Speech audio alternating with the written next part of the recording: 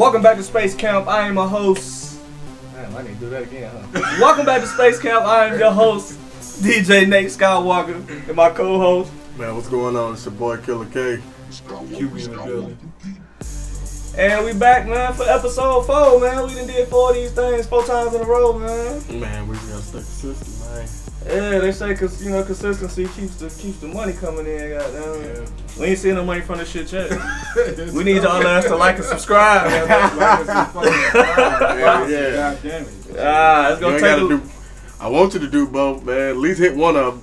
Exactly. Yeah. Do both of them for your boy. It helps with the algorithm, though. That's why we ask for people to like and subscribe. It helps with the YouTube algorithm, so you see us when you show up to YouTube, and we always coming with another one on Monday at 12 o'clock. Most of the time it's Monday at 12 o'clock. Yep. Shit was loading up a little late Y'all got it though. last Monday, but y'all got that motherfucker and y'all watching it, man. We appreciate it, We here now. So how was y'all week? Man, my week was alright, man. It wasn't too bad. I can't complain. Just the usual, man. Take care of business. Just trying to rotate and marinate. Okay. Looking good. Got your Galaxy gear on and shit. Man, that's that space camp theme. You know what I mean? I thought it'd go with the set, man. I was trying something different, man. You know what I'm saying? Out of this world? Yeah. Gotta think outside the box, man. I'm already outside the box, but I gotta think outside the box. Okay. Q Blizzy, your week?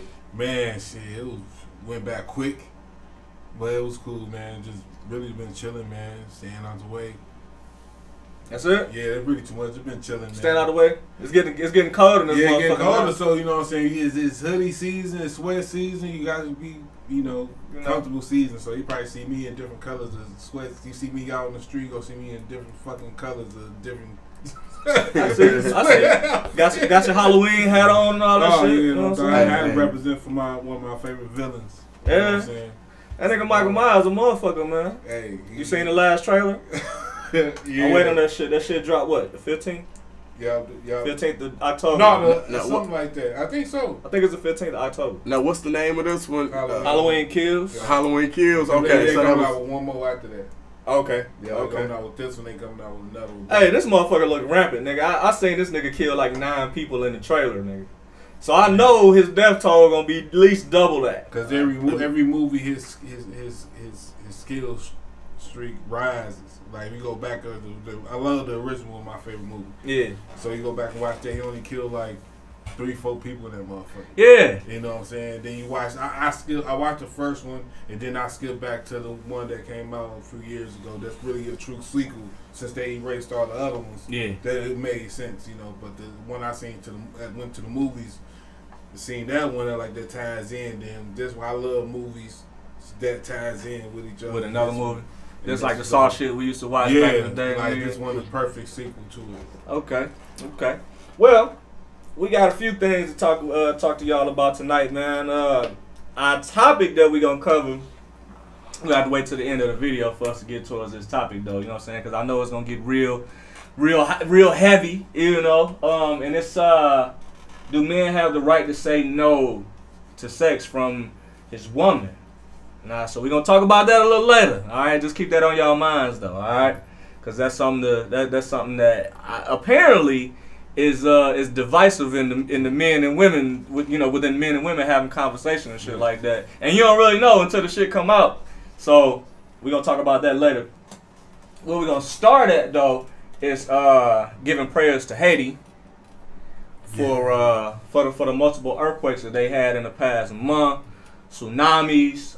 We know Haiti is always getting plagued with some type of natural disaster, or if it's even natural at this point. You want to start asking them questions. Look, man, I didn't even realize they was getting hit. I heard about the first one, man, but you talking about what? 3 natural disasters, like back to back. Yeah. And what? And how long of a span? About a month. A month span? Like, listen to that, bro. Like, I ain't saying nothing. But what I'm saying is that's real thin. Yeah. You know what I'm saying? Like getting hit by an earthquake once again, like, okay, that might be consistent. That's normal. Yeah. But to get hit by 2 earthquakes and a motherfucking tsunami. Yeah. That's crazy. It seemed kind of controlled a little bit. I mean, listen, What I won't do is call myself a conspiracy theorist because it got to be unproven or not be a fact in order for it to be a conspiracy. So I don't like to be called a conspiracy theorist. I also don't like to be called woke because motherfucker done took the word woke and turned it into something negative. Right. I just know I know a lot of shit, and it ain't a lot that a motherfucker can hide from me when it comes to living on this planet because it's information everywhere. God damn it, we got the internet. Y'all literally watching us on the internet right now, so you got access to any and every type of knowledge out here. And it's like what you know and what you find out. The less you find out, the more you know. And then the more you know, the less you found out that you didn't know. Yeah, because it's some more shit all the time, So, Cube, man, how you feel about that shit, though? Man, I'm just really nice just finding out about everything, watching the news or whatever, and then you look on your phone and see the Shade Room or Hollywood Unlocked, and you just see the shit, and I'm like, I'm just like you watching a movie, like this stuff is really happening. Yeah, you know what I mean, and I just we can't do nothing but just pray for everything, man, because imagine you in that situation. You know what I'm saying? Like, it's just crazy times right now. Yeah. We could have been born. We could have been born in a different place. Yeah. With a different family. Yeah. In a different scenario, and so. True. Shoot, a lot of us are lucky to even still, even be here and deal with the shit that we dealing with in America. Yeah, because then you think it's just like the time is just getting. Times always gonna be bad. It's repetition. People think people now just being in tune with everything, but the stuff been going on for centuries and years. Mm-hmm. Everything just repeating itself. Y'all think y'all reached this point? Let me hit the rewind button. Yeah. Everything just keep repeating itself with the wars. And people think this shit new, but the stuff been going on before we was born. Yeah. 20s, 30s, 40s, and 50s, I'm about to say and 60s, a little off and 70s. subject. A lot of stuff, events been going on that just keep getting worse and worse and worse. I seen some shit that said that we lost as many people with COVID-19 as they lost in the 1920s with the Spanish flu. The same. I believe that. Around the same amount of people. Yeah. There's been a lot more. So that's it's just crazy, But the reason why we brought up Haiti, aside from the earthquakes and tsunamis and stuff, is that they become refugees because now they don't have places to live, places to go. So of course they're trying to come to America because it looked fruitful over here. Yeah. Until you really get here and you be like, damn, like shit, this shit really is fruitful for me, coming from a country like that, because you could come from other countries and get a fucking stove or get a fucking gas station. Right. They come back, don't speak a lick of English. Yeah. We ain't knocking them. This is like they got that they got that jeans line, that hustle mentality. Hustle mentality. Like they come, don't speak a lick of English. Own the fucking old bodega stores, and all that. And he got like it's different races. Like you don't speak a lick of English, you own this, probably own this and that and that and this. Like we ain't, and that's not just. And that's not just Indian. That's Chinese. That's Italian. That's everything. That shit like the Arabs is like that. Just it's just like that. They just. Yeah, the ones that get knocked the hardest is Mexicans and black people, to be honest. Mexicans come over here and try to build houses for motherfuckers and still get fucking 5 minutes. And they trying to build a wall to keep them out. God damn it. That's stupid. Yeah, Jose just finished building your shit and you trying to put his family out. So I don't respect the way that they treating people at the border. Man, they got motherfuckers down there. Don't it got that it kind of got that slavery feel to it, don't it? Oh yeah, they got motherfuckers down there with horses and whips, whipping people that's trying to crack the border of America. With bags or something in their hand, they come with horses and just I'm like, and they calling them refugees. Let them come. I understand that. Okay, the population of people. Motherfucker, okay, it's too many motherfuckers. Think about it. They come in, they want to work, they want a new life. Yeah. That's all. Look, they can't. Okay, if you don't see, think about like people come from Haiti, Africa, different stuff. They want to move to America. They gotta get on the boat or doing that stuff, and it's like, man, they really gotta sneak and try to make a better living. Yeah. like, oh, we can't bring y'all. Come on, it's like, man, it should be like, man. I know it's more than enough fucking room in this country for a motherfucker to be able to build some shit and live there. Hell just to have a green card and all that. They gotta do all that just to make a living here. Yeah, and it's just like it's crazy. Man. I just don't believe that there ain't enough fucking room. When I ride through just Michigan alone, it's hella goddamn land and hella goddamn, you know what I'm saying? Excuse me, trees, and I ain't too much into deforestation. I love how beautiful Michigan look, but it's always somewhere that a motherfucker can plant their seed and, and get some, because we talking about the same shit when it comes to reparations, and black people supposed to get what they supposed to get here. So, and that's what made me so mad about it, man, when I seen it. Like, I don't know nobody in Haiti, man, but these are my brothers, you know what I'm saying? These are black people when I'm looking at them. So, like, when I see that, I'm like, oh, that's just bullshit. This got all that feel to it. And then bring them in there, trying to, come on, man. I let them come through to my option. You know what I'm saying? And fuck it, let them come through. They go where they go, make sure they grind ain't. And it's hard for us to jump on that wagon because we already dealing with our own shit. But what's so fucked up that I don't like is, like, when you pay attention to it, man, like, we always in everybody else's business. Mm-hmm. We the big bad wolf. We the bully, man. We always as America. Yeah. As America. You know what I'm saying? And I get it why foreigners don't like us, cause shit to them, you know what I'm saying? It's like damn. We the ones you love to hate. Exactly. We jumping into other business that ain't ours. We take care of a whole bunch of. Not saying that it's not supposed to be taking care of other countries. Mm-hmm. Because if you can help and you can give a lending hand, I understand that, man. But you don't... Do that gotta come with a price? Shit. That's the question you gotta ask. We gotta ask ourselves is, does help always have to fucking come with a price? Or do we gotta goddamn drop some oil rigs and stuff there to figure out if we could drill or figure out if we could steal the gold that's on y'all land and that whatever natural resources it is.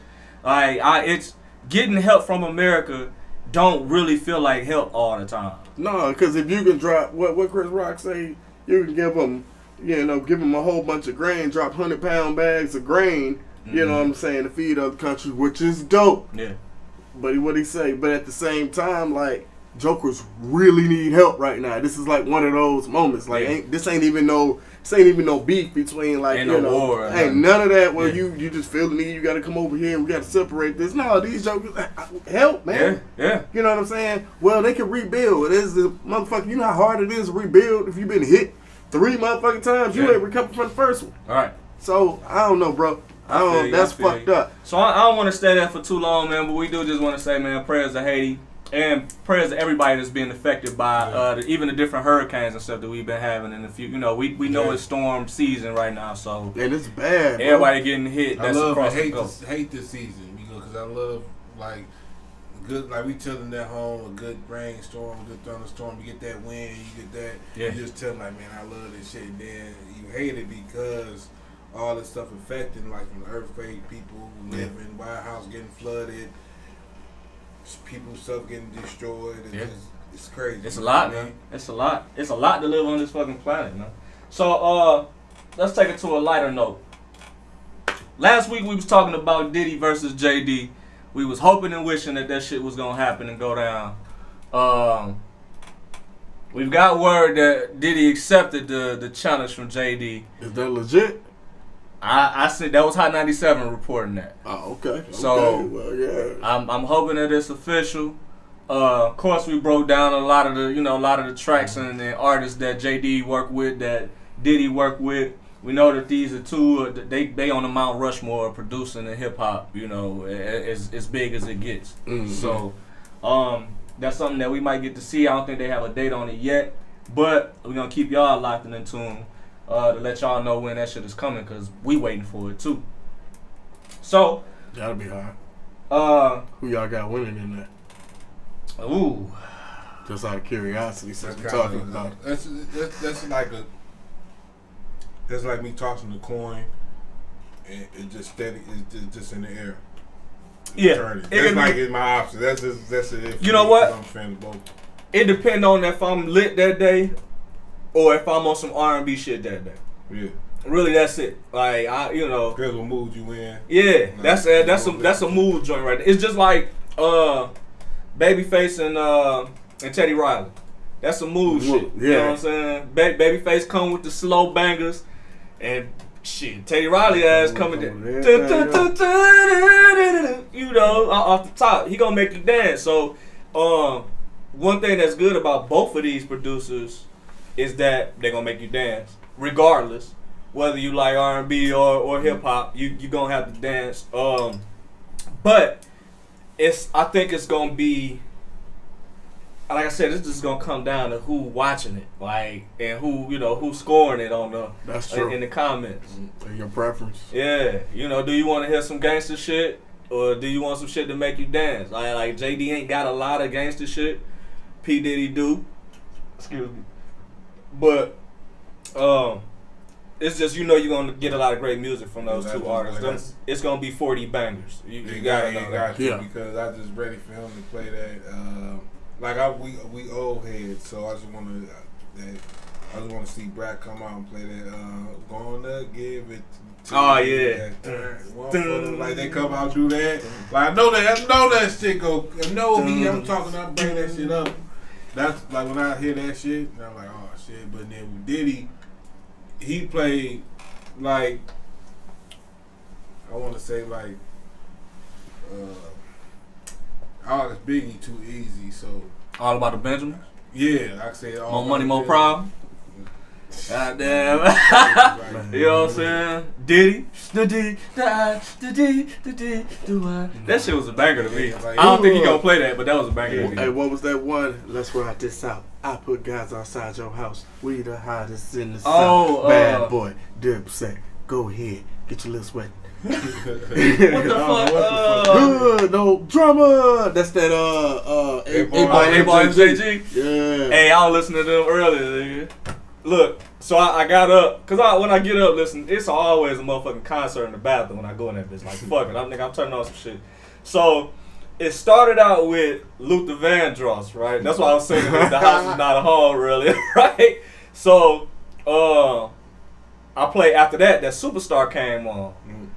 And then the Superstar turned into, they used that beat for, remember Blackjack, Ride, Swerve. So they sampled that song for Ride and Swerve. I'm like, man, I want to hear Ride and Swerve. So then I'm like, damn. After Ride and Swerve went off, A-Boy MJ, then I played Forever. See a nigga like me gonna get money till I get rich. And then after that, You Don't Want Drama. Drama! Nigga.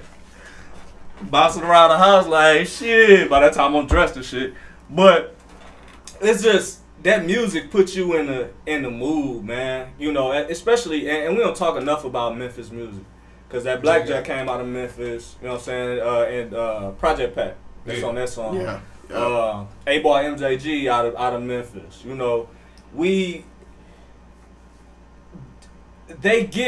They getting recognized now for a lot of the newest shit when it comes to your Young Dolph, your Moneybagg Yo's, your Yo Gotti, stuff like that. But like as far as the pioneers, yeah, you don't get the pioneers getting talked about enough with that shit. As much as to me, at least. What was that on the 8-Ball LJG and They Call Me Mr. Biggs? Oh yeah, man, that was my baby.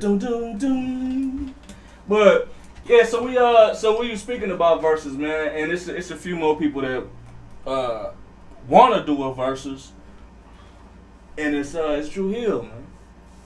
Dru Hill dropped a video saying, look, we can go against whoever y'all want to see us go against. It don't matter what they say. Who names they mention? Man, they mentioned Boyz II Men. Boyz II Men's 112, Jagged Edge.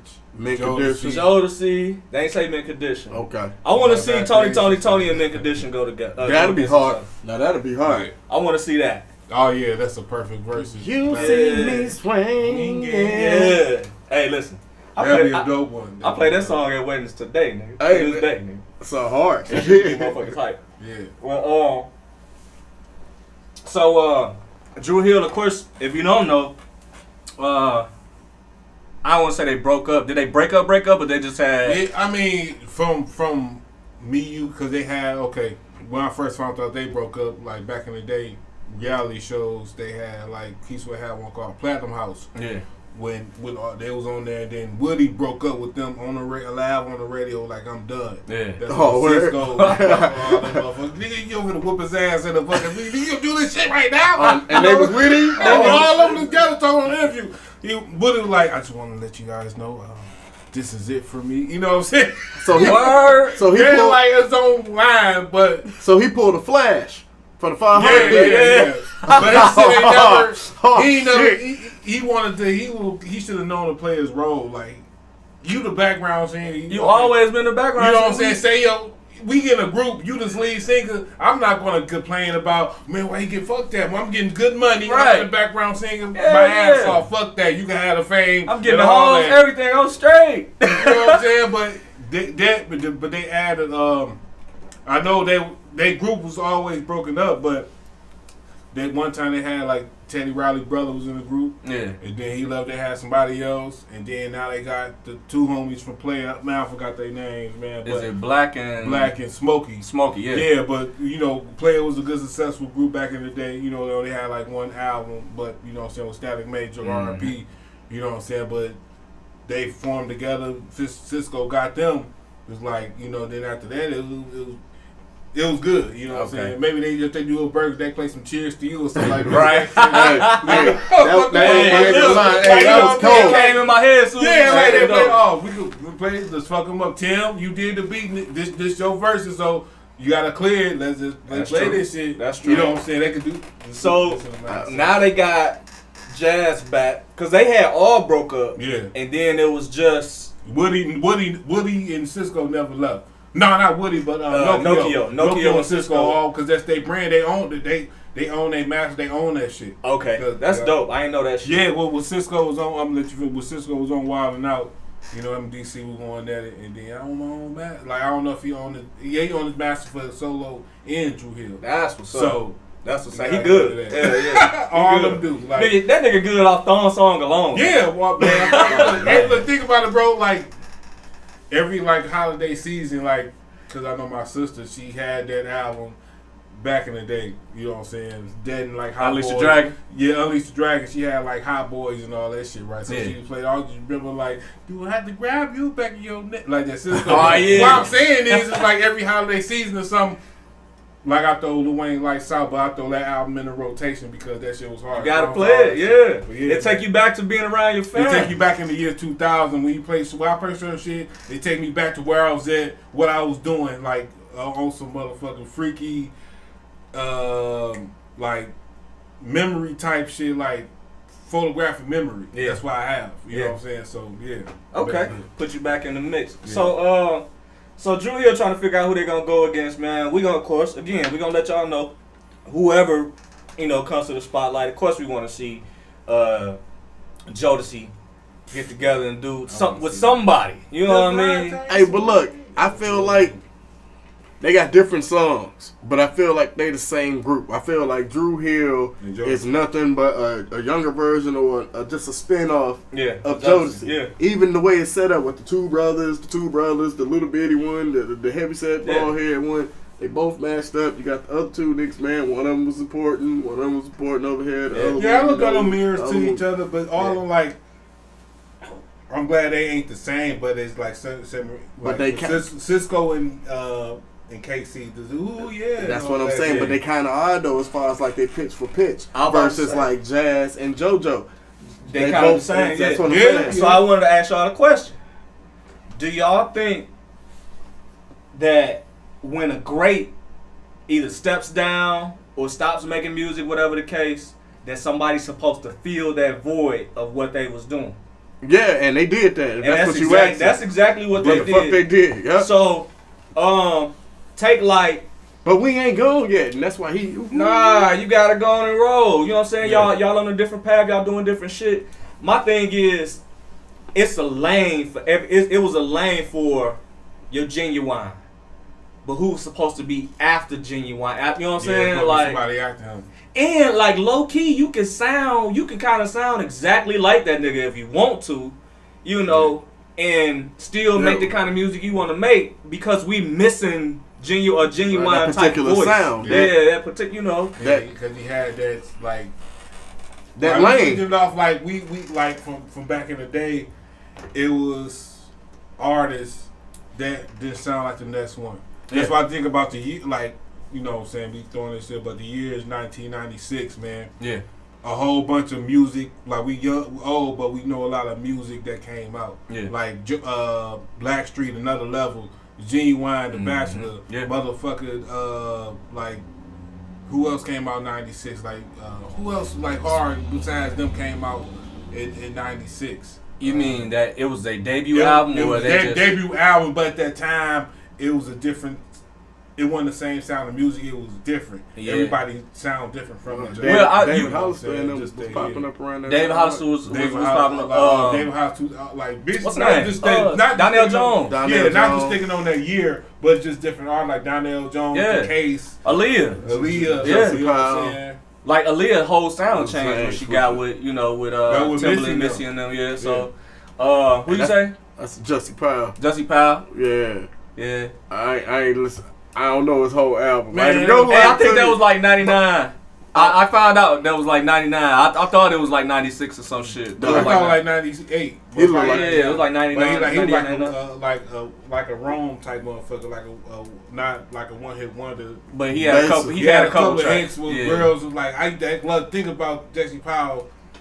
I'm like, I don't like this nigga. Cause like every girl was listening to the song come on. I don't wanna. I mean, like, you was like, fuck Jussie Powell. Replay it because I don't know words, but that song was big back then. A lot of motherfuckers playing that shit. Yeah. This motherfucker, man. Who is his people? His sister? Is he related? Is it the Braxtons? Who? Jussie Powell. He related to somebody? Well, he probably is. Most people in the industry is related to somebody. Yeah. Like I don't know. Like close, like this, like a sister or something. You never know. That's how a lot of niggas got in, though. I'm pretty sure. I don't know how the nigga, what was his name? Methrone? I don't know him. Remember, it'll be me and you together, rolling in the bed, hiding in the covers, loving each other for life. Yeah. All right, so look. Yeah. I don't know who wrote that song. But nigga, I thought, like when it first came out, nigga, I thought it was R. Kelly. You know what I'm saying? It sounds just like an R. Kelly song. So I'm like, man, I'm wondering if this nigga, you know, came in through the back door like, hey, man, let me get a couple hits and then I'm out. You know? Because we ain't heard from this nigga since then. But that nigga had a banger. But somebody else that came out around that time was Joe. Yeah. Joe came out of nowhere kicking doors down. Stuttering on motherfuckers. Stutter, nigga. And then you put Mystical on the remix. Baby, watch yourself. Like, I was like, hey, man, this shit hard. Because it was that came out. That came out in 2000, 2001. That started. Yep. Like 2001 was a crazy year in music too, because a lot of our favorite artists is a new time, a new millennium. Yeah. So a lot of good artists was coming out with albums that was selling out the roof. Yeah. We were coming out with a lot of good. I can't even name them, but in the year 2000, 2001, we 7th grade, 6th, 7th grade, whatever. And we witnessed and seeing all this shit. This shit was crazy. What was that? Bling Bling? Oh, yeah. Bling Bling dropping goddamn motherfucking... Juvenile was the hottest motherfucker. Like, 400 degrees. It was a lot of it. Hey, look, I don't even want to shit on my pop shit, though, because, nigga, even Backstreet Boys and NSYNC was going crazy at that time. Like, them niggas had a fucking lane, nigga. I want it that. You can't say that you wasn't singing I Want It That Way, nigga. But think about it, like, oh yeah, like, they was like, that was cold. Like, think about it. I mean, we love music, but the Backstreet Boys, NSYNC, 98 degrees, Britney Spears, like them, like they came from like, what the fuck is these? Them niggas came kicking down doors. They came in fucking Eminem. Eminem came. Eminem ain't like none of them motherfuckers. Like, fuck that. I gotta it's too perfect in the game right now. I gotta make it edgy. Eddie White too. Oh no, hell no, I ain't like the rest of these motherfuckers. But yeah, back in them times, like I said, 98, 99. Yeah, like music was changed. Like it wasn't changed; it was the same. But a lot of it was so popular back then. Yeah. But now it's like I understand what the OGs was like in the 80s. They listened to different shit, and they like what the fuck is this shit? Like 80s and 90s and shit. But then now we at the age that now every rapper sound the same. Every female rapper, male rapper sound the same. I'm like the same thing. Well, I don't listen to none of these new niggas. I just go back and listen to old music. I like to call it formula music. You got the formula. We gonna follow the formula to the T, and then we gonna microwave it. Yeah. You know, it's already been made. We popping it in the microwave. We hitting 1 minute. Beep, that bitch come out. You got a hit. You got some money made, and then you can go do whatever the fuck you want to after that point. Mm-hmm. And I think that the money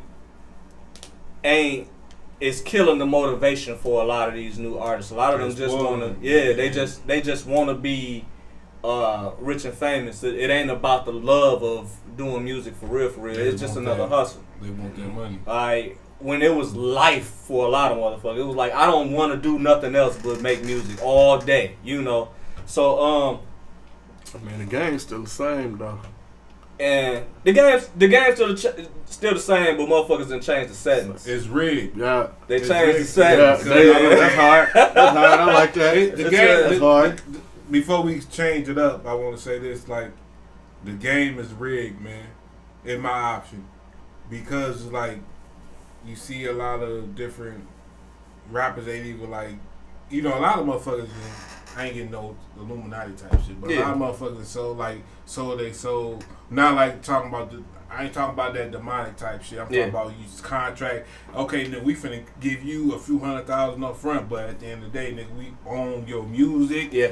We own your brand. We don't own everything. But we give you this money, then now you want to leave out. You gotta complete these obligations. You want to leave us? No. Okay, you want to leave, but you gotta owe. You owe. You know what I'm saying? If you ain't commit to them obligations, you know, I don't get too much off subject. It's gonna be another one. No, but you're right though. You're right though, man. Yeah, you know, we gonna talk about the game at all times because that's what the podcast is made up of. You know what I'm saying? Because if you want to talk about the game, now look, I was born in 1929. Mm-hmm. And I've been in that DeLorean. Look, I've been in the game for a long time, brother. I ain't seen a whole lot of shit.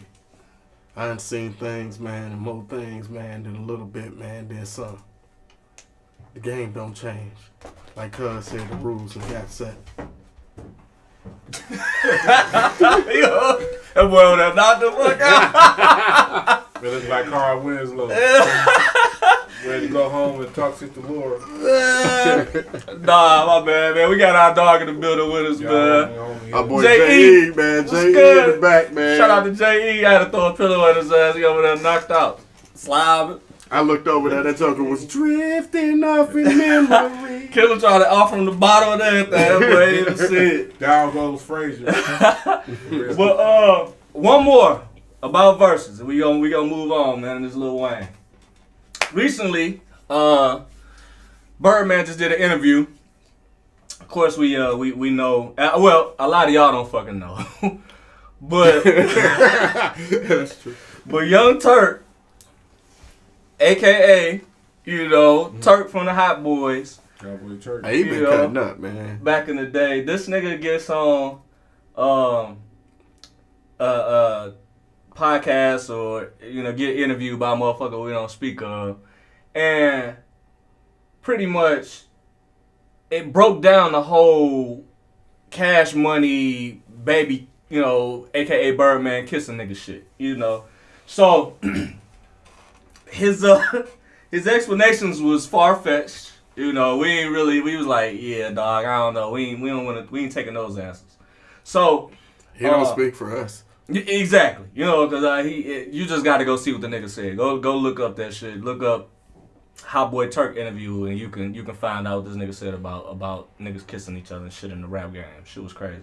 But so Birdman gets on and does an interview, and he talks about the whole publishing situation that him. He was like, listen, I didn't know how publishing worked when I got into the game. I was just a street dude, and we thought that everything was taken care of when it came to us starting the label with Universal, and so a lot of the people that got fucked over for their money in Cash Money on his part or on his behalf was because of him not knowing you know, how the game went and shit like that, which I understood. And he, you know, he was sincere about that shit. You know what I'm saying? He said he was talking to Manny Fresh earlier that day. That's what he was, you know, he was talking to Manny Fresh, and Manny was trying to tell him, but he didn't know that's Manny Fresh had a falling out because, you know what I'm saying, you owe me some money. Yeah. You know what I'm saying? But he probably looking like, nigga, I don't owe you nothing. But he telling him, he like, Manny Fresh been in the game before. The hot boys, like, you know, but he trying to tell him, but he baby ain't listening. But now and then you give up the baby. He said he, you know what I'm saying, you know, he admitted he was wrong. Yeah, but then he paid them back with extras. So there ain't no beef with. That's I don't cool. know who we, you know. So we about to see a reunion. Hopefully, when BG get out, how long has it been? 20 years, 25. Close to it. Yeah, close to 20 years. He give us one go on tour. Or just give us one more Hot Boy album. Yeah. I mean, they can pull a Cash Money tour just like Bad Boy did. Yeah. No Limit doing the reunion tour. That Cash Money can do that. Yeah. That's simple. They can do that. They can make that shit work. So, they got to talking about Lil Wayne and trying to figure out who Wayne could go against in the verses. I want to see him against Eminem. That's who I want to see. Against him? I want to see him against M. A lot of people's top 5 rapper. Look, Eminem. Look, I love Detroit music. He's not one of my top 5, but he's in a lot of people's top 5. So if we're going off lyricism, I want to see him in there. Yeah. Because I feel like the same one that you supposed to be ducking. Like he's earned his dues off his bars. Yeah. And the way he delivers. But the bars and what you delivering, like, you know, it just don't sit well with everybody. Like, oh, he's snapping, man. He putting all that jive together. It's not relatable. Yeah. Is that what it is? That's it ain't relatable. Okay. You don't walk around and see the shit outside that Eminem is talking about. You see that shit in the trailer parks. You see that shit, you know, in different places where. So he's speaking from a completely different perspective. Yeah. And so I get it. But he can put them words together like no other, but I just don't. I don't have a setting where I need to hear Eminem. Like I said earlier, I woke up on some Stevie shit, not Stevie, some Luther shit, and then ended up moving to some Memphis shit. But then I stayed on the Memphis shit because I'm like, I fuck with this. I relate to what these niggas is talking about. It's just a lot of Eminem shit is not relatable to me. It's funny, it's entertaining, but it ain't really relatable. Except like Lose Yourself or some shit. Because I don't want to jump off topic and just make this about M. Yeah. But what about because we still going back to Wayne. Yeah. But you know,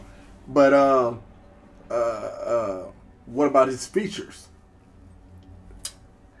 Even when he get on a feature, he talk about whatever the fuck he want to talk about. Hey, that's true because he fucked up. Look, he ain't fucked the song up, but he messed it up, man.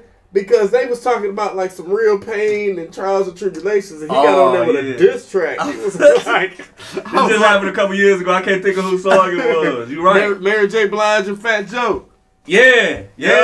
He jumped on that shit, and I was like, what the fuck is this nigga talking about? But it got big, big reviews and big hype and shit just because it was Eminem, getting on there. The beat, he need the beat changes. He need the different, all the extravagant shit when he get on, which I understand, but... Because he finna snap. He about to snap. But he just... You just snap it. You ain't... Yeah, he wrote this for some completely different song. It was like, I'm going to just use this one. So yeah, man, we want to see that. We want to see Wayne versus anybody. Another name came up too was T.I. Wayne the Tip would be dope. Yeah. The motherfucker, both of them motherfuckers got big hits, and remember, it's only 20, so you got to come with your best 20. It don't matter how many Wayne got, it don't matter how many Tip got or M got or nothing like that. It's about the ones that you bring and when you play them up against the next person. All right, so we off of verses because that shit went a lot longer than what I thought it would, but it was also fucking entertaining, I think. So let's move on to AJ Johnson, man. R.I.P. man. One of the greats, man. If you don't know who AJ Johnson is even the best known as Ezel from Friday. Also played the bouncer on Players Club. Little man on Players Club. Played How to Be a Player. with Bill Bellamy. House Party 3. And 1. He was in 1 for a second too. 1 with the Jerry curl with Robert Harris was blazing his ass. You know what I'm saying? He was in that. But I got the hook up. He was easy. Yeah. I got the hook up. He was Blue from I got the hook up. He been in a lot of black movies Pee-wee in our culture. And Pee-wee and Hot Boys. Was it? No. Hot Boys. Oh, he's Pee-wee and Hot Boys? Yeah. Remember because it was him. Oh, he was. Him, Silk, Snoop, Mystical, because he was the narc on that one. What was his name? He was in a few television shows, but he was in Baller Blocking, I think, wasn't he? Baller Blocking. Yeah, they used it for all the hood movies and shit he too. was in Baller Blocking. What was the Baps? Oh yeah. At the end. Yeah. I love you. Oh, and she just died. She died a few years ago. She died. No, like just this year, wasn't it? Yeah, early. Like early this year. Yeah. And Babs? Yeah. Word? Yeah. His sister, and How to Be a Player, his Yeah, sister? yeah. Oh, shit. Yeah, she died early this year. And Oh, then, man, so R.I.P., both of them gone. It's Like, crazy that I go back and watch an interview with AJ Johnson. Like his daddy was in Harlem Nights. He was the dude with the gun delay. Stop shooting that shit. Like, for real? Wow, that's his daddy. Yeah, right. The dude, AJ Johnson daddy, got the gun with Motherfucker. in City of Harlem. Stop shooting that shit. That's AJ Johnson daddy. My daddy told me that like years ago. That's Ezel. I mean, Ezel daddy. You know, the little short dude with the gun. That's his daddy. Hey, look, I ain't gonna lie to you, bro. Hey, salute, man. Look, salutes to AJ Johnson and salutes to his pops, because a lot of people, they look at that scene as far as like Arsenio Hall. What he say? Stop shooting that little shit. Yeah. You know what I'm saying? Yeah. But they looked at that moment and it was funny. Yeah. It was a funny moment. But me watching the movie, I respected his dad because he was a shooter and he was a driver. Everybody in the car had automatic machine gun. Think about it. Everybody had Tommy guns. Them Dick Tracy boys, right. Everybody had them. He the driver. He ain't supposed to have no big Tommy gun. Look, man. He got his 6-shooter, man. I don't need no clips. I got my revolver. I ain't gonna miss with this little 2.5, this little 3.8. I ain't finna miss with this. Hey, you know what? I ain't never looked at it from that perspective, but I ain't finna miss with this. But I ain't the nigga supposed to be shooting out the window. The rest of you niggas ain't driving, so that's what I'm saying. So he was the shooter and the driver. So think about it. Out of all them shots with all these Tommy guns, everybody had in the car besides him. They was all missing, right? Yeah. But you ever notice when he, you see Quick do that? You know, shit. This nigga almost almost got him. Hey, that's funny. You said I ain't even think of that. I'm having you about to make me go back and watch. But so. Oh man, I got some shit too, man. We gonna have to say this shit though. But so let's move on to the Rachel Nichols in the jump. For all my sports fans, if you watch ESPN almost every day like I do, I don't necessarily watch it on TV, but I do catch it on YouTube all the time. I'm always checking out what's going on with the NFL, what's going on with the NBA. You know, what's going on with to the Olympics that was just going on this year. You know, Sha'Carri. That's my baby. She need to shut the fuck up, man. Hey, look. She need to be quiet, man. Hey, look. I'm gonna tell you. Did you see what happened? Look. Just know I still support you, and I said if you want to know how I feel, go back to the deleted scenes, and you can tune in on how I felt about Sha'Carri. That's what you can do. But I don't even want to get on her. You know what I'm saying? All I know is what's his name? Fastest man in the world. Which one? Michael Johnson? No. I mean, Usain Bolt. Usain Bolt said pretty much, hey, listen, you need to be quiet, and you need to train. Put that shit behind your put that energy behind you training. Become the fastest woman in the world. Stop popping all that shit and become the best. Hey, look. He wasn't wrong about that. He ain't wrong. I ain't saying he was wrong at all. Look, she was grieving. She was going what she was going through. She was popping that shit because she still got to fight, man. You know what I'm saying? That's a dog, man. I look for confrontation. So I understand. Hold on. I understand how she feel though. And she young. Okay. She young. Everybody felt a certain type of way and moved different, man, when you was younger, and then when you evolve and get a little older, you know what I'm saying? But right now, she like how Kobe was. Kobe was talking all the shit in the world when Kobe first came out. and he was taking a whole bunch of shots that he was missing, but Kobe was still a dog. He was. See what I'm saying? Let me just get my shit together. All we saying is keep being a dog. That's all we saying. And she is. And right now, she's got to put the physical training in and to get these numbers back up. I ain't even want to talk about this shit. I told you. All I was trying to say was what she said to you saying was all of these motherfuckers keep talking about me in public, but they not contacting me in private. You know what I'm saying? Which I also understand. Yeah. If you could say something about me, you know, in an interview, this, that, the third, make sure you say something. You reach out to me. You can reach out to my DMs, this, that, the third, and say what you got to say to me, too. You know, don't just say that. I don't know none of you famous motherfuckers, but all you famous motherfuckers keep talking about me, pretty much. Fact. So, I feel that. And I had to double back on that shit because we was talking about Shikari shit and, you know, all that. But, so, motherfucker. I brought up ESPN because of course, y'all know we no longer had a jump anymore with Rachel Nichols. That was Rachel Nichols' show. Of course, you know what happened with Rachel Nichols. If you don't know what happened with Rachel Nichols, she had a phone conversation with an executive from ESPN being upset about not being able to cover the finals in the bubble because she was replaced by a lady named Maria Jones.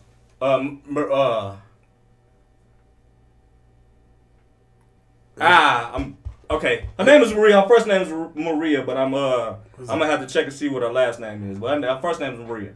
So Joseph. Maria is a black woman, and Rachel Nichols was pretty much saying she's a diversity hire. She's a black woman, and I understand that she's a diversity hire, but I'm more seasoned than her. I'm better than her. As far as the job is concerned, I should be the one covering the bubble. Based off accolades. Based off accolades, which she's right about. Problem is, you said those two words, diversity hire. So that automatically put you on, put some racist shit on your back. And now everybody came down on you. She lost a job at ESPN. She lost a show at ESPN. And anything further going on with ESPN. And now her show is being replaced with another show called NBA Today, hosted by Malika Andrews. Malika Andrews is a black woman. Hey, well, congratulations to her, too. Shout out to Malika Andrews. Yeah. Joined by the likes of Kendrick Perkins, Vince Carter, Zach Lowe.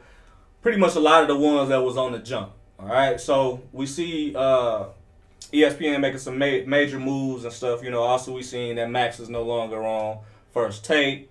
Max has a show with... He got a little podcast. What is it? Him and Keyshawn. Yeah, and Keyshawn and... what the hell is it? KPM? KJM. Williams. Jason Williams. Jason Williams. J. Will. Yeah. So, and I've been watching their show and stuff like that, and it's been pretty nice or whatever. I like the dynamic. I like to see a different Max. You know, the Max that ain't uptight, gotta wear the suit. Gotta wear the suit. It can be him. He can be him. He can talk his stuff or whatever. You know, and then of course First Take is they're looking for a replacement for Max. But, of course, they still got Stephen A. Smith, and then they got different people that come through and work with Stephen A. too. I seen something about that when he was discussing it, and he was talking. He got it broke down in 5 categories. 4. It was like Tim Tebow on Wednesdays. Yeah. The heavier set dude with the big beard, man with the glasses on Tuesday. Yeah. You got Michael Irvin, Keyshawn on there too. So, yeah, man. So, they're making big and major moves at ESPN, man. Of course, ESPN, I used to wake up watching ESPN, goddamn, before I go to school, with the music playing or some shit, just figuring out what was happening in sports. So, and also shout out to Stephen A. Smith, man, for getting that bag, because he the highest paid motherfucker over there at ESPN, man. So, he got to. Yeah, get your money, man. He got him on his back. To it. He got him on his back. Stephen A. Let's move on to Shawn Michaels and Ric Flair. Yo, before we jump on Shawn Michaels, I want to pay homage, man, because I just found out. I don't know how legit it is, but Lauryn Hill and Wyclef, they talk about bringing the Fugees back. The Fugees are back. Going back on tour. Ready or not, here they come. You can't fucking hide. So they're gonna find you and take it fucking slow. Like this. So they're going on the Settle the Score tour. The Score, of course, you know, was the name of the that sounds like a battle rapper. The prolific album. And these motherfuckers is back. And I hope somebody contacted Lauryn Hill and set the alarm on her phone so she could be there on time. You know what I'm saying? Because that's my baby. But we just know that Lauryn Hill show up when the fuck she want to show up. And we've seen some issues when it comes to Lauryn Hill showing up to some shit on time. And then she'll get there and pop her shit too afterwards. Like motherfuckers ain't paid to come see her. So Lauryn, we coming to see you. We'd like for you to show up on time and be there, man, to rap all of the songs and sing all of the songs that we love you doing. Yeah. Just shoot 47 punks against Kung Fu Jones. Master Karate. The thing about Kung Fu. She still hold, like I said, I look at sales and look at charts and shit. She still own the crown. She when nobody ain't go diamond after her. Female, nobody ain't go diamond after her. Ooh. You know, you gotta look at Nicki Minaj. Not even Missy? No, diamond, 10 million copies. Damn. Miseducation. More than that, yeah. She more than 1 million now. More than 10 million now. But no artist ain't ever, female artist, she still got that range. Missy knew was close, but they ain't hit that. I don't know, man. I think Cash Doll did, man, in Detroit. Hey, listen. Cash Doll a cold motherfucker, though. I ain't gonna shit on her. But she ain't fucking with Lord. Listen, nigga, look. Hey, look, man, it's the deep, man. When I heard they was back together, I was like, Alexa, turn on the Miseducation. Alexa, turn on the Score. You know, so, man, shout out to them, man, for coming back, man. We need our pivotal parts of hip hop to be together and in unison to keep what we got going on, man. Because of course we know we'll never lose it. Hip hop is the biggest fucking genre in the world. But we want to make sure that it's still preserved, you know. We don't want it to be the leftovers from, a few nights ago. We want that shit to be freshly cooked, you know. So take that how you want to take it. Can we move on? Let's do it. We good? All right. Shawn Michaels and Ric Flair. All right. So apparently, now this ain't my topic. But I did watch wrestling like a motherfucker when I was a kid. We all wrestled each other. We all had fun wrestling each other, tearing up motherfucking furniture and whatever else we could tell, wrestling and shit. And a lot of us grew up on a lot of our old school wrestlers, from, your Hulk Hogan's to your Stings, to your Undertakers, to your The Rocks, to your Stone Colds, to your Triple H's, to your Shawn Michaels, to your Ric Flairs. And Ultimate Warrior, baby. Shout out to Ultimate Warrior, because listen, this nigga put me on Ultimate Warrior. I ain't know who this motherfucker. All I know was this nigga had on face paint, some wild hair. He didn't talk like that. He was very scary. He ran down to the. Nigga thought they had a hostage or something. Right. He ran down to the goddamn ring. He beat a motherfucker ass in 30 seconds, 45 seconds or less, and ran back up the. He ain't talk no shit afterwards or nothing. So this motherfucker was Killa's guy. But Shawn Michaels and Ric Flair, these motherfuckers are getting into a world of trouble. Had been getting into a world of trouble when it came to women and being the rock stars that they was, because a lot of motherfuckers, they try to laugh and say wrestling is fake and stuff like that. The plots a lot of times are fake, but the injuries aren't fake though. The moves aren't fake. You could try. You could. That shit is real. And the reason why can I jump in? Yeah. Go ahead. Look, this how you know it ain't fake, man. Like it's a storyline. Like these mugs they might be beefing for real, low key, and they just gonna use it for the scene. This how you know it ain't fake, as far as that pain go, right? Let you be laying on this right now when I'm sitting on. And you sleep. You don't want to roll off of this in your sleep and hit the ground. So just imagine falling 30 feet from a ladder onto a table. No, onto the ground. Onto a table, onto the ground. Like a Mick Foley. He was done this. You ain't even supposed to go through that many times in your lifetime, dog.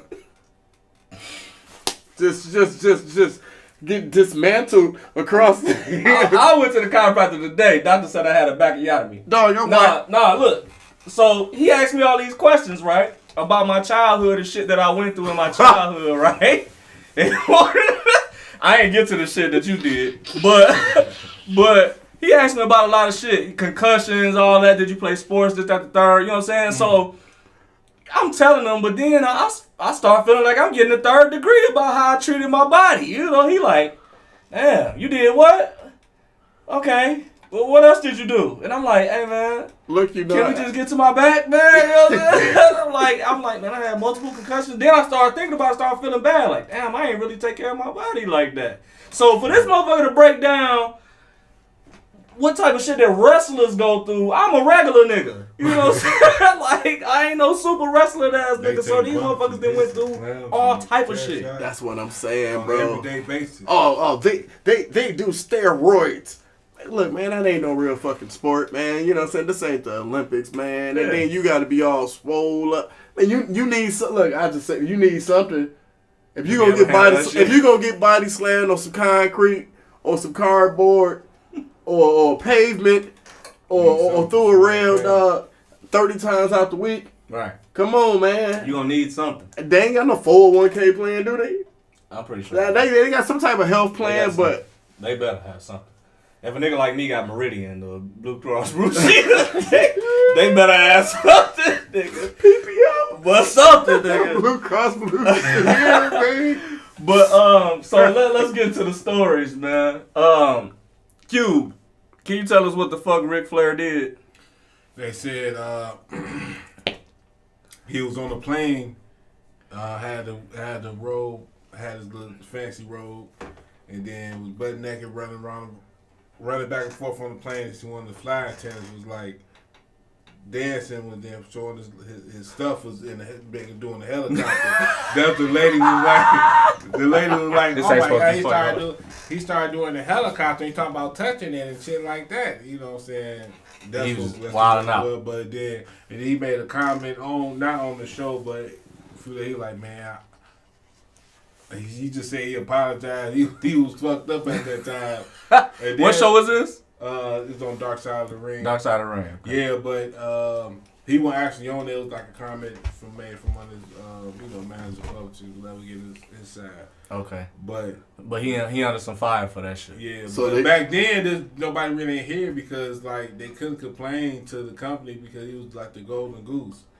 Nobody ain't go. He was like LeBron James of the wrestling, like somebody female said, "Oh man, he made me. He sticks his thumb up my ass or something like that." They gonna cover that up. Touch me. He did like this walking past me, touched my ass. They cover. They all like nigga. They sweep that shit under the rug. It's a nature for it. But you said he apologized though. Yeah, but that was recently because he's like, man, at that time he was so fucking drunk, ain't no telling what went on, but. The reason why a lot of people ain't say nothing to the flight attendants and shit like that, cause they paid their ass. Oh, so we paid you for your my bad. That was hush money. Your inconvenience. Like, look, I fucked up. She ain't giving no how the flight attendant was talking. She ain't giving no specific, no detail until you watch the show yourself. You gotta watch it. Okay. Talk about, but she said they gave him a lot of amount of money because she told her husband. The husband was like. You know, he did something, but he ain't do nothing. He ain't trying to rape you or nothing like that. He like just Scott Hard and all that shit. But he was like, what's the offer? Well, I mean, we just had a daughter and all that. He ain't do nothing, but they giving us money. So they took the money. A lot of people took some a lot of people. Okay, so can they talk just for them to won't run their mouth to the press. And all that shit, cause nobody ain't never know about the story until now. Right. Yeah, but a lot of this shit been coming out. Now, how did this get? So can they sue him, or they just? They already did. No, they can't. They can't sue him. No, because they took the money from the company. Like the different flight, it wasn't just one flight attendant. It was more than one. So they just shitting on his name right now. They can't go back and if they would have agreed like had a contract signed for the motherfucker got the money. Like, we just happen you can't never talk about the shit like it disclosed or something. Yeah. But they ain't had that. But now this documentary shit came out. They talk about, but they can't get in trouble. They can't go back and say and try to sue him because they got paid already. So they just trying to cancel his ass just to. Yeah, but I don't think that shit goes. Man, that ain't gonna work. It's Rick fucking Flair. Okay, hold on. They gonna wait, hold on. Look, I fuck with Rick. Okay. I fuck with Rick. So you mean to tell me that he been on his quagmire? Yeah. But that was that one. Wait. But a lot of people say Ric Flair is like a, you know, since just from me listening to interviews, a lot of people say Ric Flair is like a cool dude, like from He was just that they call it, like I'm telling y'all, when this shit over, when y'all got time, watch that episode. Look, I'm gonna check it out. It's just like he was on one. But then before I let you, go ahead. You got it. Ladies, just different flight attendants talking about Scott Hall, like he was so fucking drunk that he got up and he woke up and grabbed a girl like, I want you. They're trying to touch her and stuff like that. Scott Hall, because he was on there talking, then he just like let her go and just pass the fuck out, like pass back out, ain't even know nothing because he was on one. And then after that, because Jim Ross did some shit. No, Jim Ross, he the one that was out in it. No, he was the head of talent. So he was like, all that shit happened, everybody off the plane. He was like, Vince McMahon was like, man, look, you gotta let these motherfuckers go. Let some of them go. Yeah. We want to let go. He let Jim Ross saying, okay, we finna let go Scott Hall. Because like when they came back to NWO, when they came back to WWF, and then you ain't see him no more. Jim Ross fired his ass. Kurt Hennig, he's done. Vince McMahon, like I ain't want, like because he was tripping because he had a black girlfriend or something like that. And he was like chasing her in the supermarket or some random rumor that was going on with it. Y'all got the inside stories. Vince McMahon was like, Kurt Hennig, he gone want him. Like a few, they fired a lot of from that plane, from that shit. Off that you told me. Vince McMahon, he let go of a lot of wrestlers like from that incident because he's like, man, y'all check that out. Yeah, for them like called like check it out. Now look. I got look, man. Going back on Rick real quick because I ain't finna just like let that go. And I'm not. Look, I ain't trying to go in on Rick, but what I'm saying is like as far as like black celebrities that's getting caught up, they putting a whole lot of energy in on them. But they sweep the white ones. Yeah, you know what I'm saying? And so like I said, no disrespect to Rick, but if you've been out here on your giggity quagmire, then like, you know what I'm saying? And you know what they're gonna say? But they say he cool though. Look, my Uncle James, right? I said, because I always had questions, because if you watch like Behind the Ring and like different interviews, they'll tell you like Ric Flair, he quick to call you a nigga or something like that, man, or drop an N-bomb, you know, what it was doing that time and that, you know what I'm saying? So like me being a fan, like I don't want to be supporting motherfucking man if that's how you really feel. Right. So I be wanting to get in, you know, in depth on like this individual. So I called my Uncle James. My Uncle James said, nah, man, they love him down here. Black people love him down here in Charlotte, man. He said, Rick that dude. He said, the only thing I can tell you is, so you want to know one thing? I said, what's that? He said, he'll pop a chick. He said, she get out of line and he'll, woo. Yeah. And that's where they came from. And I was like, are you serious? And I don't know how true that is. But that's what he told me. Just go woo on a bit. Yeah. But, yeah, you might be right. This is my thing. They gonna call it frat house behavior. Yeah. You know, being on the plane, being on the bus, being somewhere, a bunch of girls around, motherfuckers wilding out, and, you know, where it ain't got too serious to a motherfucker getting raped or something like that. But, I don't want to downplay this at all, but on an everyday basis, in them frat houses, on them different college campuses, all this, these motherfuckers are flashing people. You gonna see a naked white boy run across the all the time. Field, do like this, run off that motherfucker. We see that shit in football games to this day. You know what I'm saying? So I'm not saying that that's regular shit or that's natural shit that's going on, but what I am saying is that it could have been much worse. I thought it was much worse with Ric Flair. Mm-hmm. I doubt that he deal with a lot of problems after this shit, especially compared to like some Bill Cosby type shit, where, of course, we know Bill Cosby ain't in prison no more either. If you didn't know, Bill Cosby ain't in prison no more. And he benching about 450. But and speaking of Bill Cosby, you know, we talked about Shawn Michaels. Shawn Michaels, same type of deal. Yeah. Nah, that's what they said about Shawn Michaels, right? Mm-hmm. Well, like right now, he got some old history coming back. So back when he was tag team partners with his teammate, they used to be called Marty Jannetty, right? Yeah. They used to be called the Rockers. So when they was doing this time, and they never had the straps either. Yeah. But during this time, you know what I'm saying, they had a good little wave. You know what I'm saying, maybe the top 5 tag team with Demolition, Powers of Pain. Yeah. You talking about some niggas I have no idea. Right. I mean, old enough, so I'm ready, like. But anywho, back to Shawn Michaels. So what happened is Shawn Michaels' pastor came back up on him to where like they said he was like slipping females H-bomb.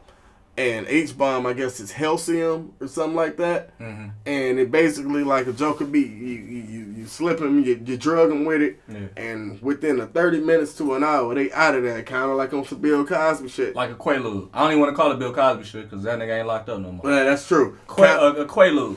Like is the same kind of drug that it was. Only thing is that they was popping Quaaludes on purpose. Motherfucker, that was the drug that motherfuckers was doing in order for them to... It either get you super high or it put you down. If you can't handle the high, then it puts you all the way down and then you don't remember shit. So, is that the same kind of drug? Kind of. Okay, within the same. Yeah, basically kind of the same, like a roofie. Yeah. Okay. There you go. Yep. But roofies ain't the same as Quaaludes though. Quaaludes, look, intentionally partying off of this shit. Okay, we're here. You ain't intentionally partying off of Quaaludes. We gon' look, from the way they was explaining, I have to look it up. Y'all make sure y'all look it up, man. They call the H-bombs, man, Halcyon, man. Okay. But I'm putting it in that category of kind of like a roofie because they say they hit him with it. He was slipping. He was drugging women with the H-bomb. Yeah. And within that hour span, they be out of there. And so they was just doing God knows what to these females, right? Ain't no telling who you got coming in. Ain't no telling what y'all got going on. Yeah. And then the fucked up part after it, you think that's fucked up. The women be still knocked out.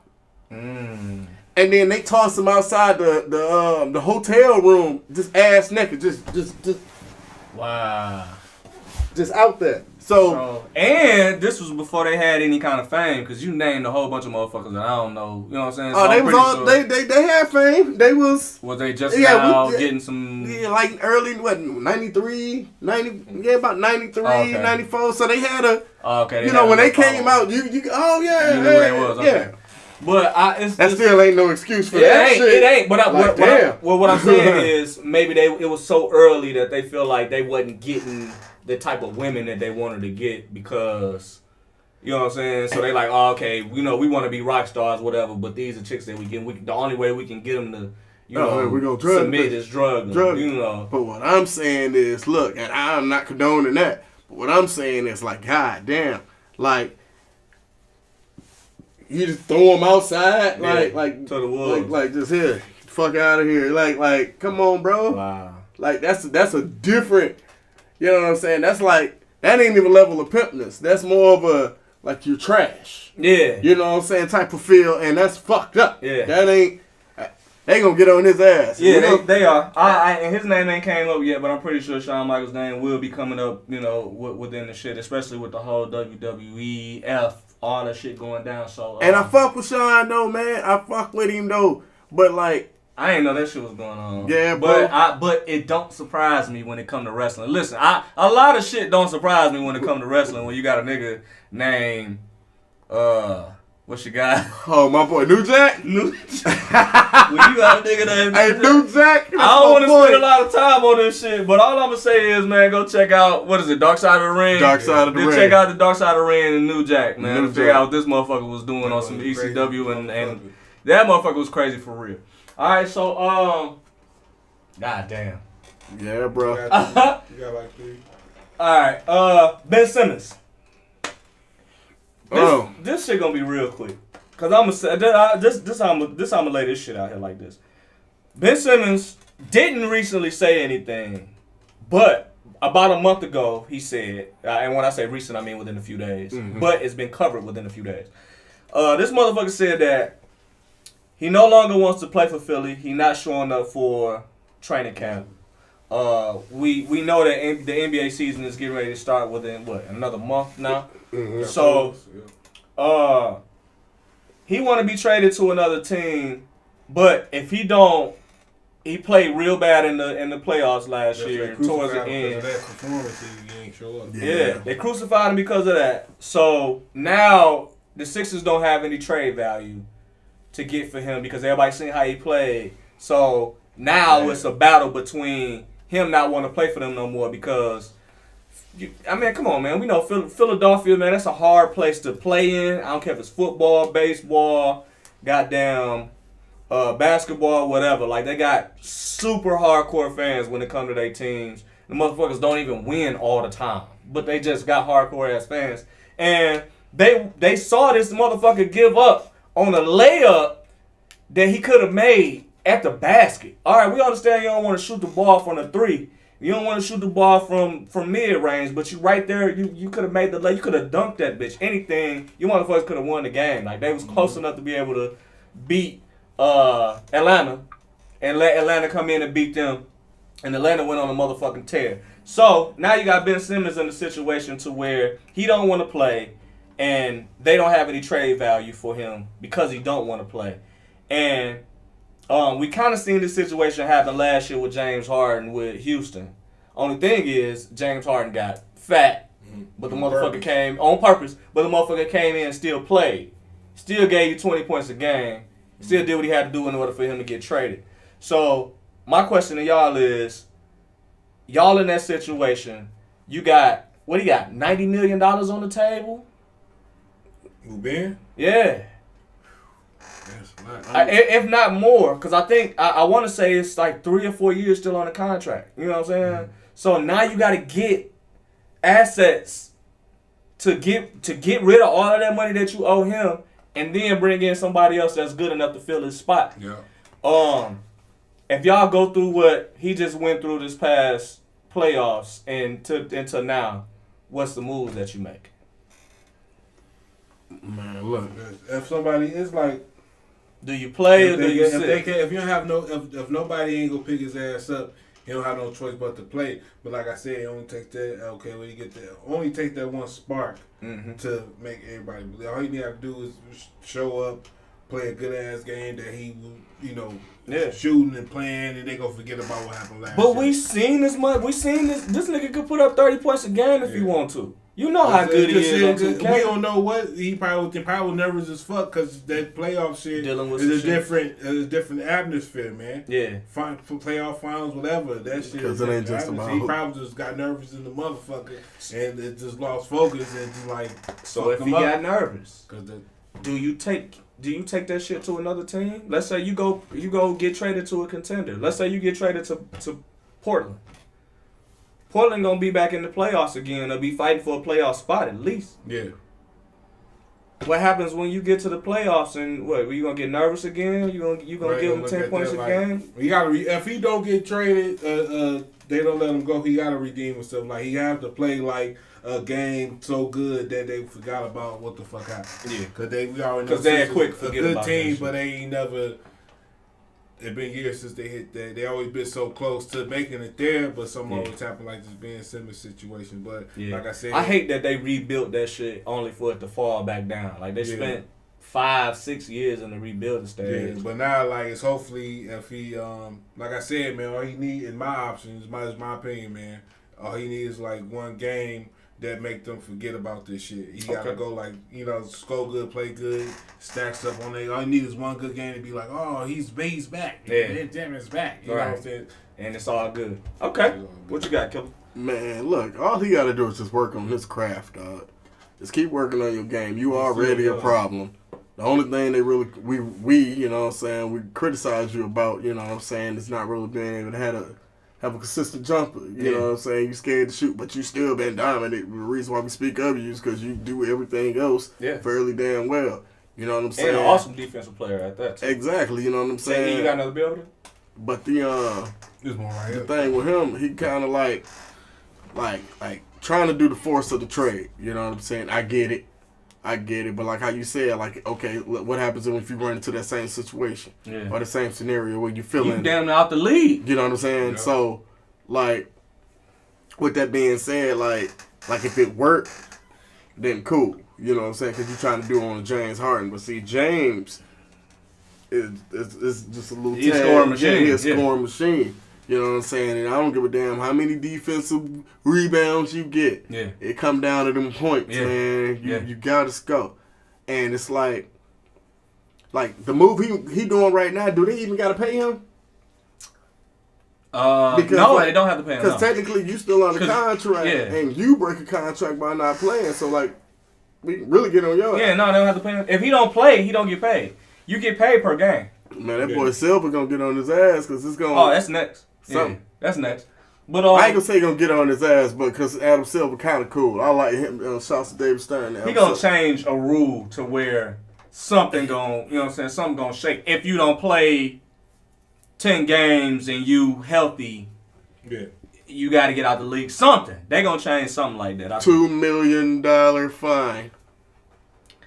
I mean, I don't know. He hitting his own pocket, so I don't think it's about the money. No, it ain't. He's trying to do 4 straight. He just won out of that. So I don't think it's money wise, because he lose out on over $200,000 a game.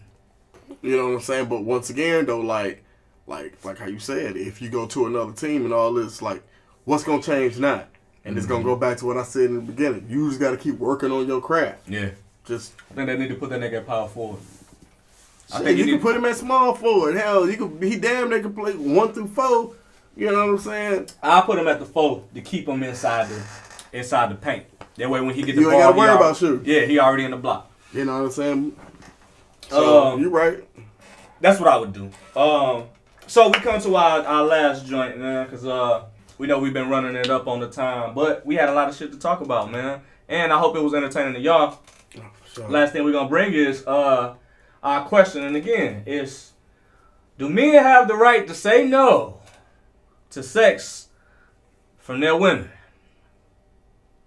I'm gonna get the floor to you, cuz, because you know, it seemed like something just hit your mind as soon as I asked the question. No. Do men have the right to say no to sex? Mm-hmm. From their girl? From their girl. From their girl. Look, you have the right. You have the right to do whatever you want as a person. If you don't feel like having sex or making love or cuddling or whatever it is that y'all call it, you have the right to say no. But just know, if you get to be too consistent at saying no, somebody named LL Cool K and Killer K, man, might come through that, man, and fill in that position. That's all I'm saying, man. That's all I'm saying, man. What you ain't doing, another motherfucker will. Another motherfucker will? Okay. That's all I'm saying. I'm with that. What you got, Cube? I'll make this brief because I ain't familiar.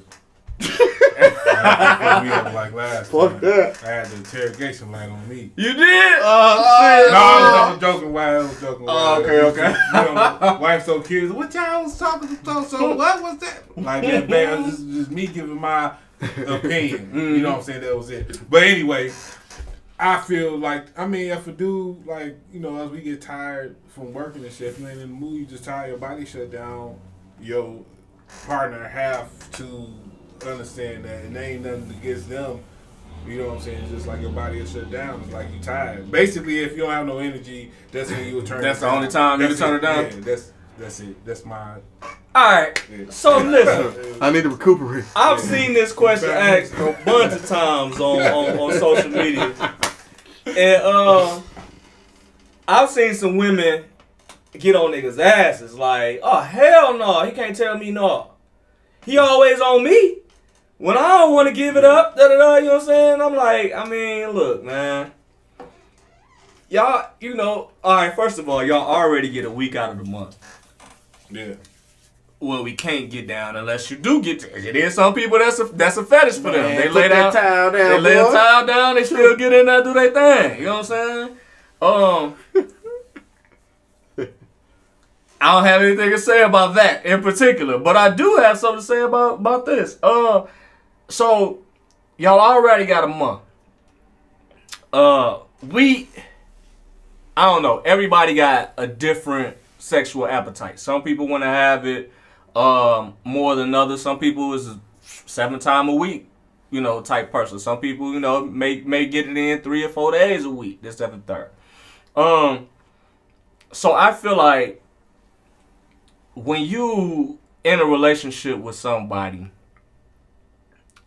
like both of y'all said, you should have the opportunity to say, nah, I ain't really feeling it today. My stomach hurt. I got a headache.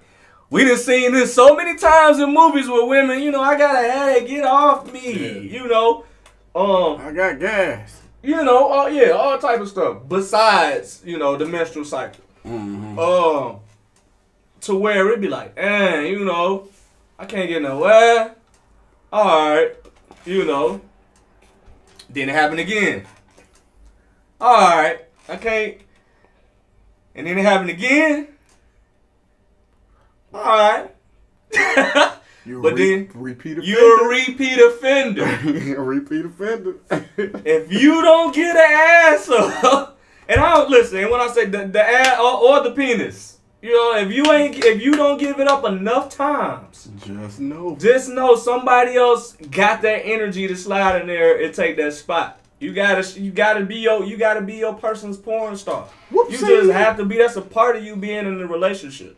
Literally, I'm not saying that your relationship is only supposed to be based off sex, but I feel like, in my opinion, that sexuality is next to spirituality. Like, literally, this is a spiritual connection with a person that you having sex with. Trading energy. You trading energy, everything. So, it's something that's as natural as walking to us as human beings. And it seems like it's so taboo all the time. People get scared to talk about it. People, I don't want to, I don't do that. I don't talk about what I got going in the bedroom. You know what I'm saying? I understand you having, something that's sacred to the bedroom between you and the person that you with. But I also understand having conversations in order to get different education about sex. I know a lot of people that weren't educated about sex in school. Like, we barely caught that wave at the high school with having health and a motherfucker really caring about having classes for that. And man, look, it's a lot of people, man. Look, think about it. What about, like, the jokers who did everything right, according to the book? Yeah. I still get cheated on? No, we ain't even go that deep with it. Okay. We ain't even go, but that's that's coming. That's coming, though. But you did everything right? You were married the first when you got married. Mm-hmm. You ain't never had none yet. Yeah.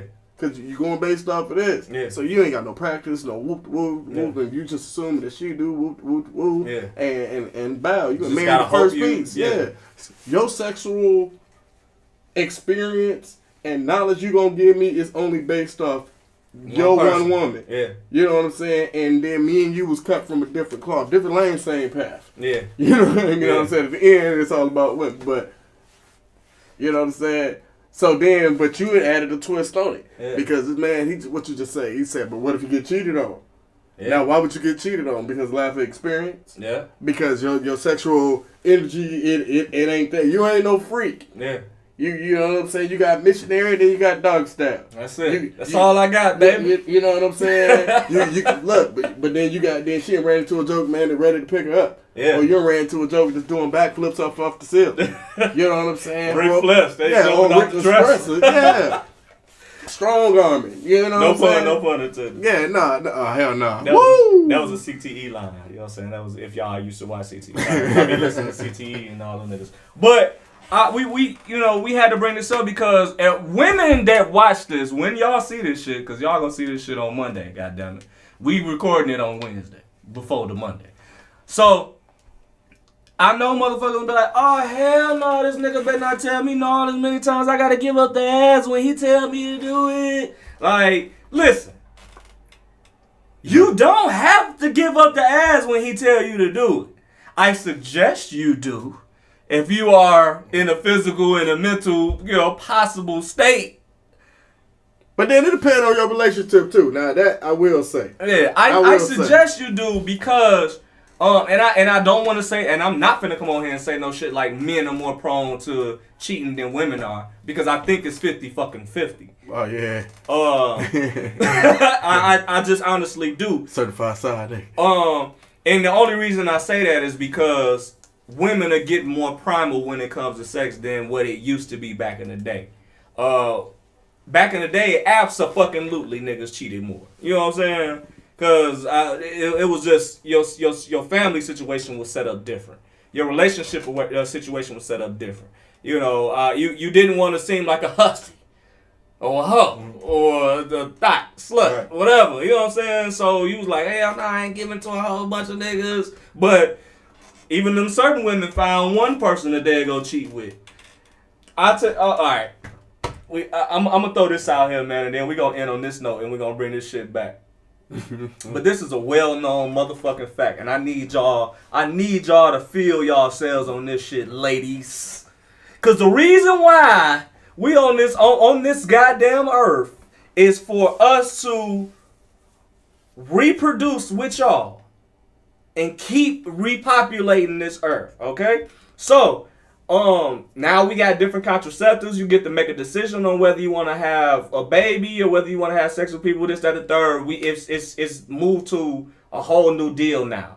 But what stood and will always stand is that men are always going to chase women, generally.